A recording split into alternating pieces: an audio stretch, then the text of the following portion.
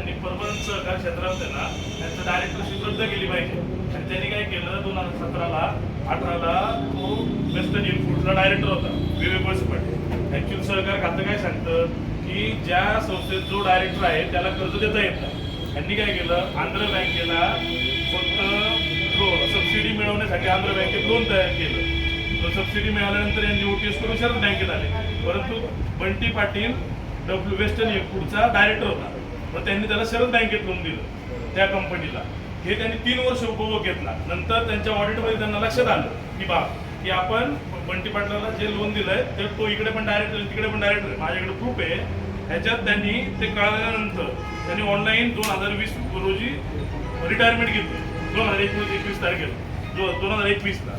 आता मी स्वतः त्याच्यावर रीट दाखल करणार आहे विवेक वळसे पाटलाच्या विरोधात हायकोर्टला, आणि मी सहकार मंत्र्याकडे दाद मागणार आहे. प्रॉब्लेम असा आहे की सहकार मंत्र्याकडे दाद मागून उपयोग काय, आणि इकडे गंगाधरच शक्तिमान आहे.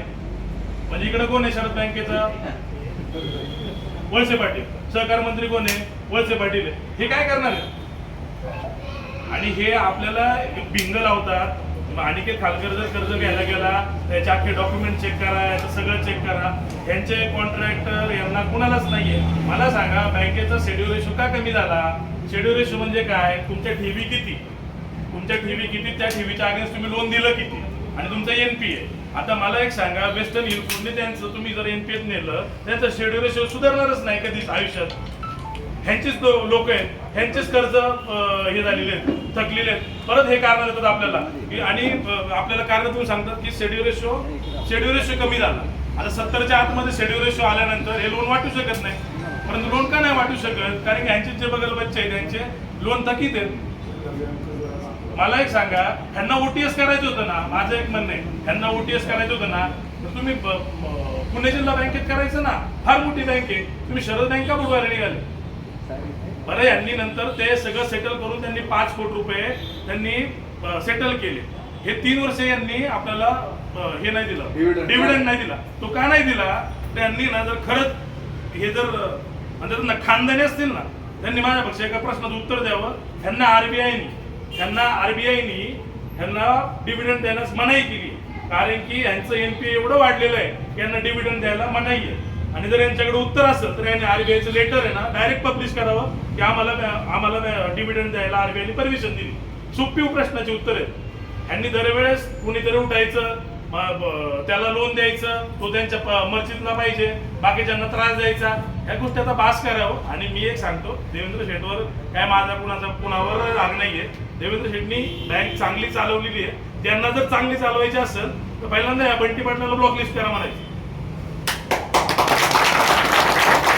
नाव अजून मोठं करायला असेल देवेंद्र शेठला, मला माहित नाही त्यांना काय राजकारणात द्यायचंय का कशा द्यायचंय, आणि जरा वातावरण वाटतंय मला कदाचित वळसे पाटील थांबलं ते पण उभे राहू शकतात, काय अडचण नाही आपल्याला. परंतु मला एक म्हणणं आहे की त्यांनी जर चांगली बँक चालवली आहे आतापर्यंत, ते कायम सांगतात आम्ही खूप चांगली बँक, एवढ्या प्रश्नांची उत्तर त्यांनी एकदम परफेक्ट द्यावी.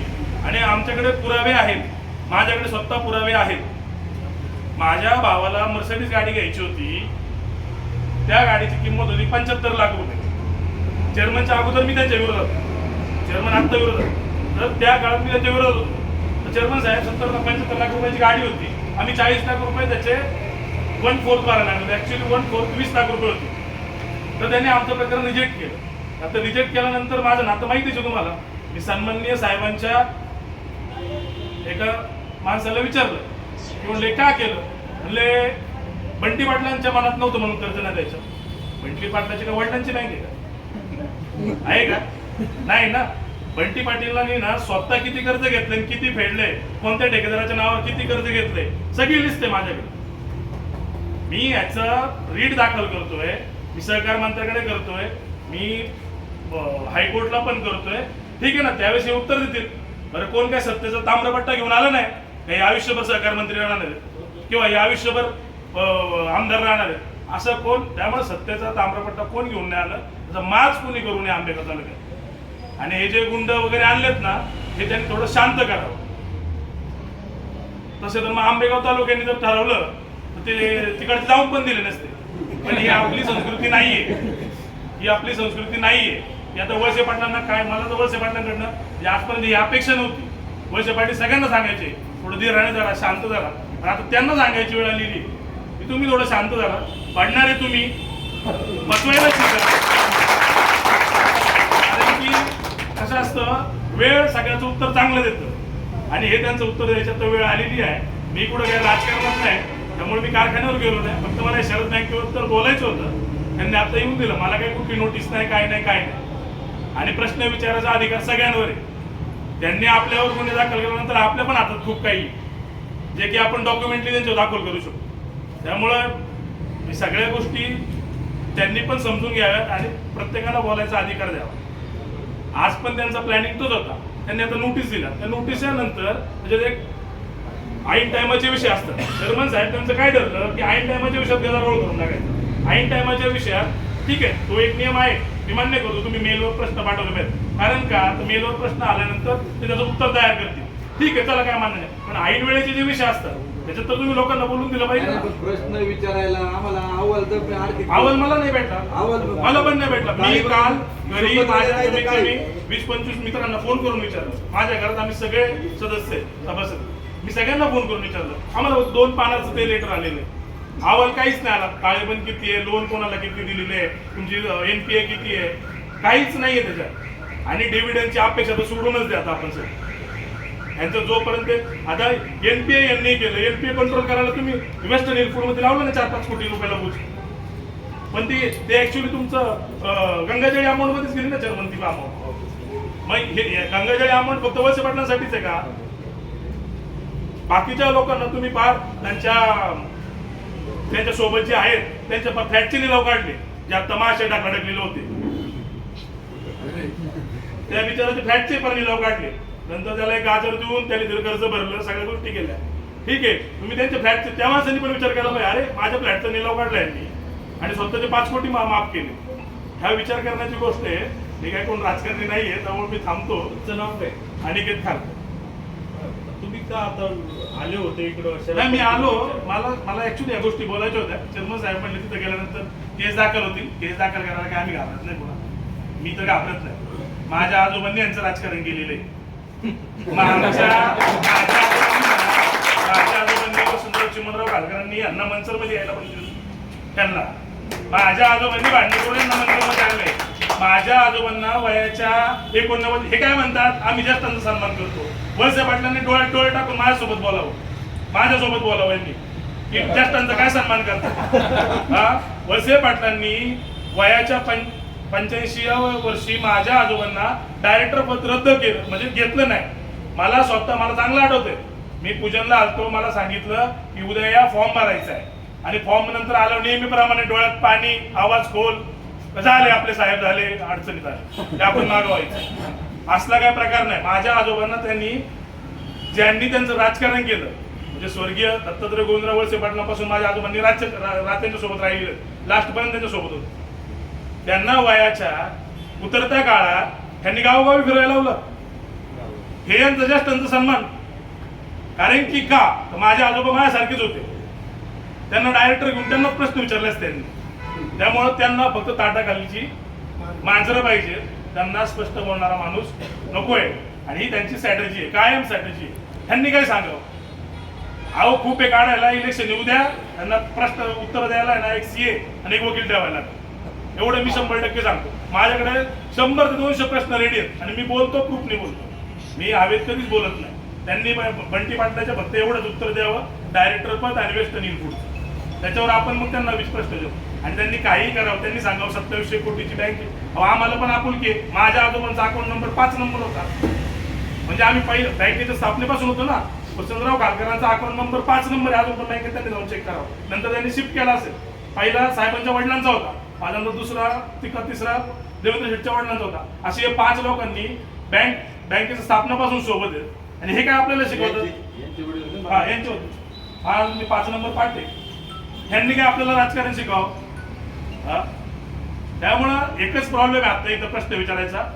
इथं सहकार मंत्री वळसे पाटील आहेत आणि सगळी भीमाशंकर असेल, शरद बँक असेल, हे सगळं सहकार आहे. त्याच्यामुळे दाद सहकारामध्ये सहकार मंत्र्याकडे मागितली जाते. नेहमीप्रमाणे परत तो डायलॉग, इथं गंगाधरच शक्तिमान आहे, हाच करणार उत्तर, हाच करणार हे करून सगळं हेच करणार आहे. त्याच्यामुळं आपण ते हायकोर्टात दाद मागणार आहे. आणि याचा नियम यांनी सहकार खात्याचा घात केलाय बंटी पाटलांनी. त्याला परत सहकारात एंट्री भेटणार नाही, त्यासाठी 100% मी लढणार. फार मला किती कोर्टात जायला लागलं तरी चालेल, कुठं जायला लागलं तरी चालेल, पण ह्यांचा म्हणतात ना सत्तेचा माज आहे तो उतरवल्याशिवाय आपण काय राहणार नाही. आणि मी आता जे बोलतोय ते लास्टपर्यंत तेच बोलणार.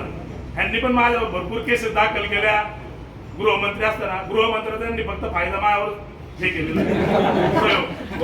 हो, माझ्यावरच प्रयोग दाखल केला. मी त्यांच्या घरी जाऊन भेटलो. ते नेहमीची स्टाईल, फक्त 2-3 वेळा मुंडकं फिरवलं, विषय संपला. जास्त काही बोलत नाही. वेळ येईल त्यावेळेस मी नक्की बोलल. वेळ येईल त्याची मी चेअरमन साहेबांसोबत स्टेजवर असेल आणि चेअरमन साहेब त्या दिवशी जे गुंड आलते ना, जे रेटारेटी करायला, त्यांना मला सांगून या. चौक सांगा, चौकात पुढे यायचं ते सांगा. 39 गावातले जे आहेत ना त्यांना वाटत असेल थोडे पैसे आले म्हणून. तो माज आहे ना म्हणायचं, माज. वेळ सांगा, तुम्ही चौक सांगा, तिथे येऊन जिरवला जाईल, काही अडचण नाही म्हणायचं. आणि हे फक्त सगळे आहेत ना वळसे पाटलांचे लाभार्थी होते. वळसे पाटलांकडून मी किती उड्या मारून काय करू, व्हिडिओ तुम्ही बघत होते. हा, डोक्यावर काय चढत होते, काय गोष्ट देत होते. अहो, हे वळसे पाटलांना तरी पटलं का? एखादं तर वळसे पाटलांना एकदा विचारा, हे तुम्हाला पटलं का? नाही नाही, ते तोंड पण फिरवत असते. तोंड फिरवताना पण असं काय माईक दे इकडं, माईक दे आता हे म्हणतात ना पुढच्याचे पाय डोळाकडे, त्यामुळे ते काही करतील ना हे सगळं चुकीचंच होईल. धन्यवाद. आणि हा प्रश्न माझा नक्की वळसे पाटलापर्यंत पोहोचवा. आपण देऊ. आता त्यांनी आपल्याला नोटिसा पाठवल्या, आपण रीट दाखल करून त्यांना प्रश्न विचारू ना. आपण त्यांना नोटिसा पाठवू, द्या आम्हाला उत्तर प्रत्येकाला द्यावंच लागतं. तुमच्यावर आगळून सरीचा आरोप केला जाईल. मला काही अडचण नाही, कसला आपण नुकसानाचं. मी आता हे जे बंटी पाटलाचा जो घोटाळा बाहेर काढला जो मी म्हणताय 5 कोटीचं ते नुकसान झालं त्यामुळे त्याच्यापेक्षा माझं बॅलन्स शीटला स्ट्रॉंग. मी दावा टाकला ना, त्याला कर्ज काढून परत माझे पैसे भरणार. माझे सो कर्तृत्वावर आहे, लुटून गेलेलं नाही. हे त्यांनी रिटायरमेंट घेतलेल्या कंपन्या, त्याच्यात नाव वाचा नाही.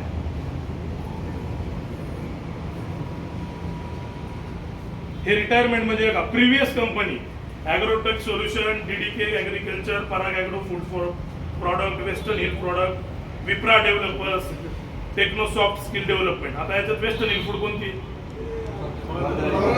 बरोबर. त्याच्यातनं रिटायरमेंट काय घेतली यांनी? कारण की त्यांना तो नंतर प्रॉब्लेम करा. काय नाही, त्यांनी माझ्यावर आदरून दावा उलट 100% टाका. रोज येते, काय अडचण नाही मला. मी लढणाऱ्यातलं आहे. माझ्या आजोबांनी तेवढं सांगितलेलं की बा मी नसेल असेल पण यांना घरी बोतवल्याशिवाय राहू नको. मी काय घाबरणार नाहीये आणि मी घाबरत नाही, हे तुम्ही एकदा पत्रकारांनी लक्षात ठेवा. आणि हवं तर तुम्हाला असं कधी वाटलं की ह्यांच्याबद्दल अजून काही पॉईंट पाहिजे, निवांत एकदा माझ्या ऑफिसला या. तुम्हाला असं मस्तपैकी लिहून पॉईंट येतो की जे तुम्हाला इलेक्शन पुरते पण पुरतील, सगळे पुरतील. काळजी करू नका.